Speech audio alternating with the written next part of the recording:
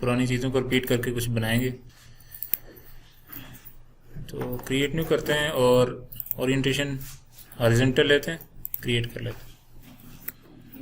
सबसे पहले हमने क्या किया, एक शेप लिया और उसमें ग्रेडियंट फिल किया। ठीक है, इस तरह से शेप पूरी, और उसमें ग्रेडियंट फिल किया।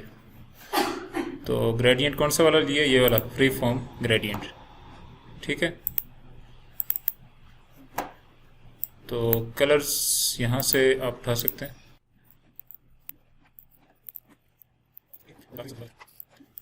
Ctrl+2 के साथ लॉक कर दिया। इसके ऊपर हम कुछ बनाएंगे। एक सिंपल यहाँ पे रेक्टेंगल ड्रा कर रहा हूँ, साथ में शिफ्ट प्रेस कर रहा हूँ तो ये स्क्वायर बनेगा। और इसको घुमाएंगे यहाँ से शिफ्ट दबा के 45 डिग्री। घुमाने के बाद डायरेक्ट सिलेक्शन टूल, इससे मैं इसका ऊपर वाला एंकर पॉइंट खींच के ऊपर लेके जाऊंगा शिफ्ट के साथ। यहाँ पर ये जो एंकर पॉइंट है इसको मैं डिलीट कर दूंगा। तो डिलीट करने का क्या तरीका है, डिलीट एंकर पॉइंट टूल, ये वाला। ठीक है, पेन टूल के साथ नीचे, तो इस पर क्लिक करूंगा तो ये डिलीट हो जाएगा। ऐसे एक रेक्टेंगल सी बन जाएगी, सॉरी ट्राइंगल। इसको थोड़ा सा और ऊपर लेके जाते हैं। इस पर क्लिक करके इसके अंदर ये जो राउंडनेस वाला ऑप्शन है, इसको यूज़ करके हम इसको थोड़ा सा राउंड करेंगे। अगर ये नहीं आ रहा तो उसका हल भी दिखाऊंगा बाद में। इसको उठा के मैं ये इधर नीचे रख रहा हूँ और यहाँ से उठा के इसको थोड़ा सा छोटा करूँगा। पेन टूल लूँगा, इसके बाद इस पर कुछ ड्रा करूँगा। सिर्फ आउटलाइन लेंगे, फिल नहीं लेंगे।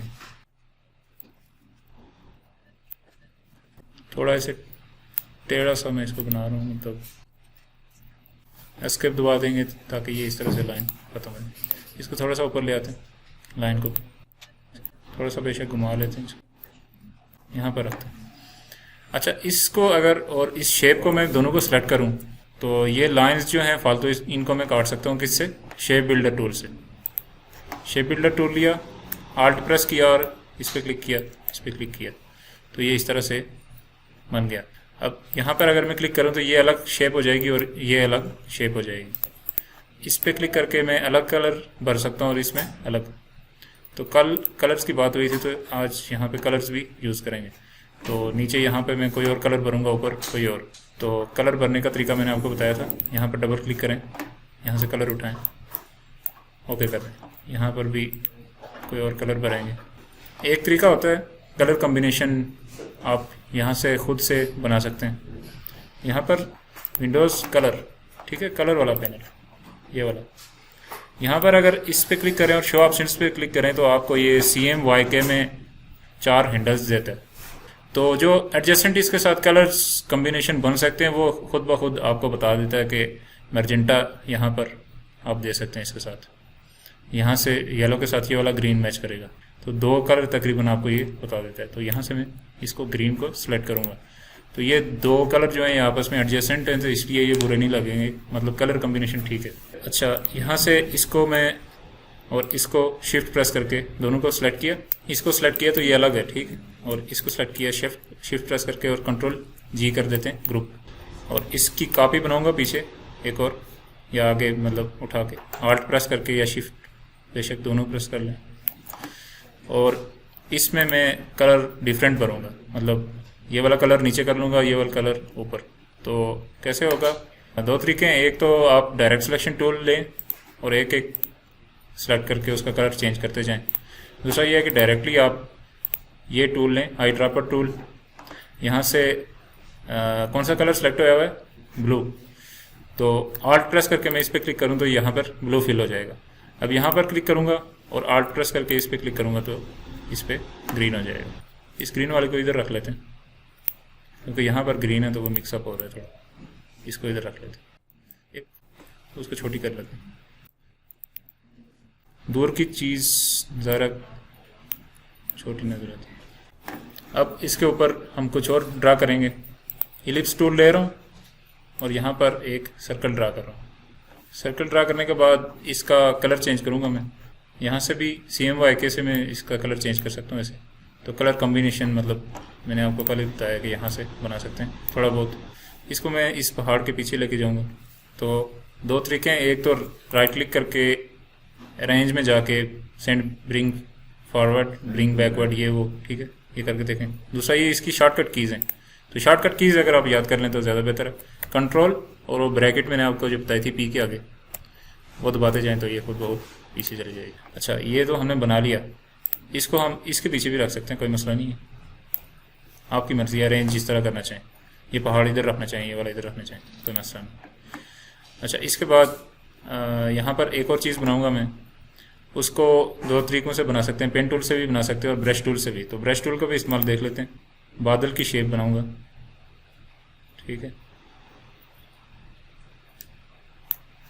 अभी देखें मेरी ड्राइंग को इतनी खास नहीं है, लेकिन ये ब्रश टूल ने खुद ब खुद इसको गोल कर दिया, सीधा कर दिया। दोबारा बेशक ट्राई करके देख लें, नहीं बन रहा तो कोई मसला नहीं।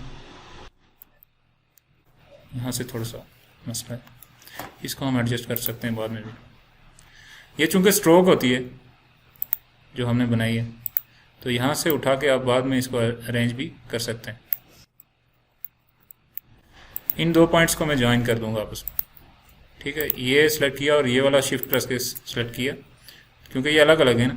राइट क्लिक करूँगा और ज्वाइन, तो ये एक शेप बन गई है। यहाँ से इसको थोड़ा सा गोल कर लेते हैं, बस ठीक है, छोड़ें।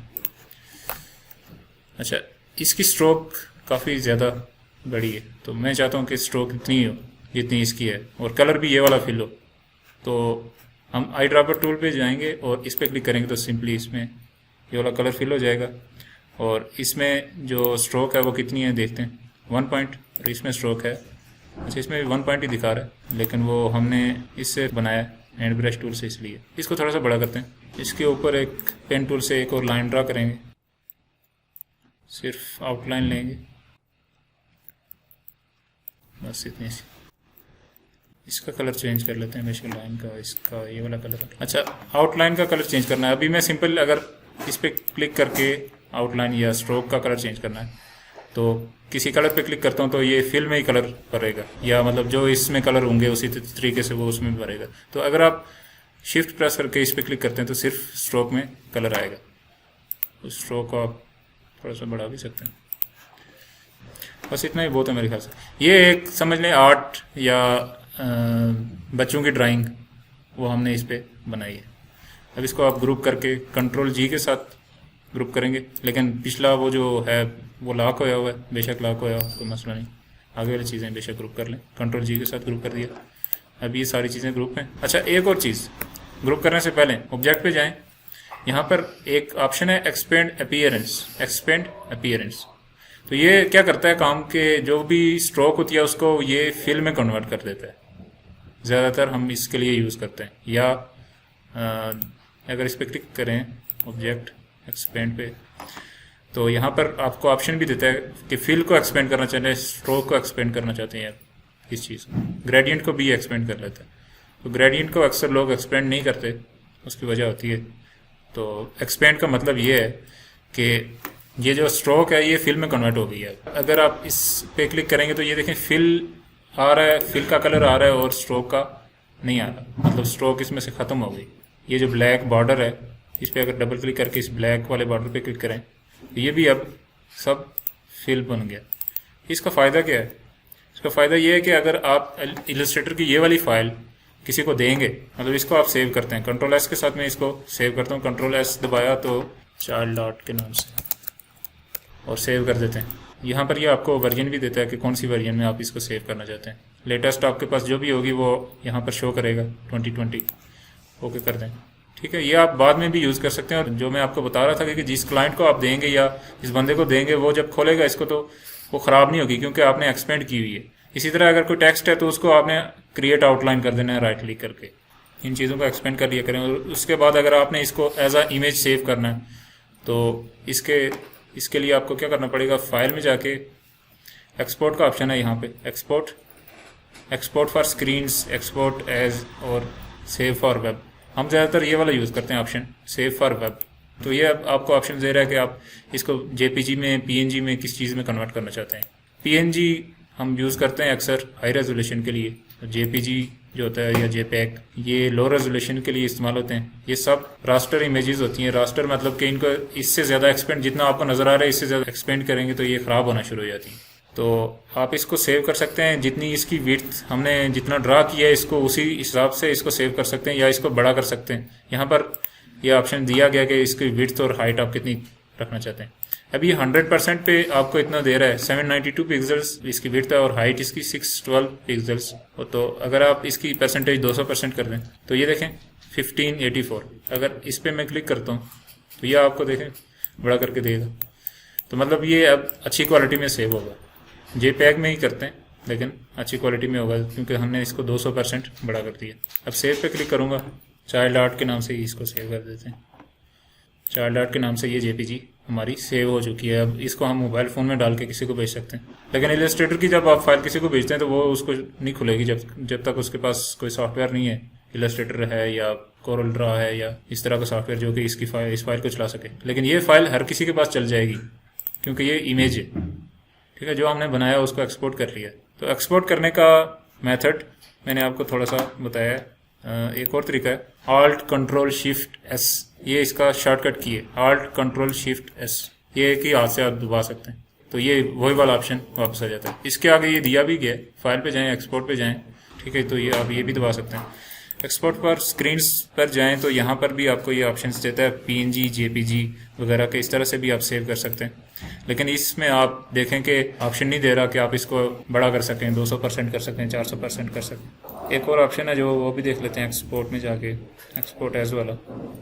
इसमें JPG वगैरह भी है, सब कुछ है, JPG है, PNG है, वो सेव कर सकते हैं। लेकिन बात वही है कि ये आपको उसी रेजोल्यूशन में सेव करके देगा जो आपने बनाई हुई है, बड़ा नहीं कर सकते। तो सेव फॉर वेब वाला ऑप्शन अच्छा है, बेस्ट है मेरे ख्याल से। तो ये जो आर्ट है ये मैंने कॉपी किया कहीं से,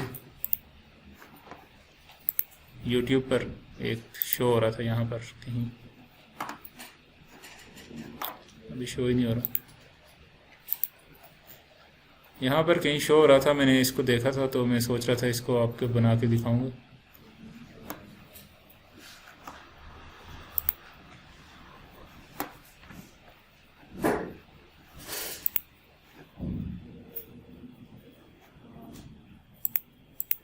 अभी गायब हो गया, चलें आया फिर तो दिखाऊंगा। तो ये हमने क्या किया, आज के पेन टूल का भी इस्तेमाल किया है, शेप बिल्डर टूल का भी थोड़ा सा इस्तेमाल किया है कि उस लाइन को काटा था, और ब्रश टूल का भी इस्तेमाल किया है, और कलर्स भरे हैं और ग्रेडियंट। तो ये सब चीज़ें आप पढ़ चुके हैं, तो इस पे आपकी एक प्रैक्टिस भी हो जाएगी। अगर आप ये वाला आर्ट बनाना चाहें या कोई और इस तरह का देख के गूगल से, तो वो बना सकते हैं, ठीक है।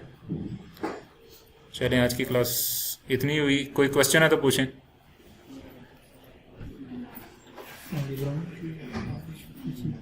अभी नहीं है कोई क्वेश्चन, बना लेंगे, ठीक। सर नेट की तार देंगे।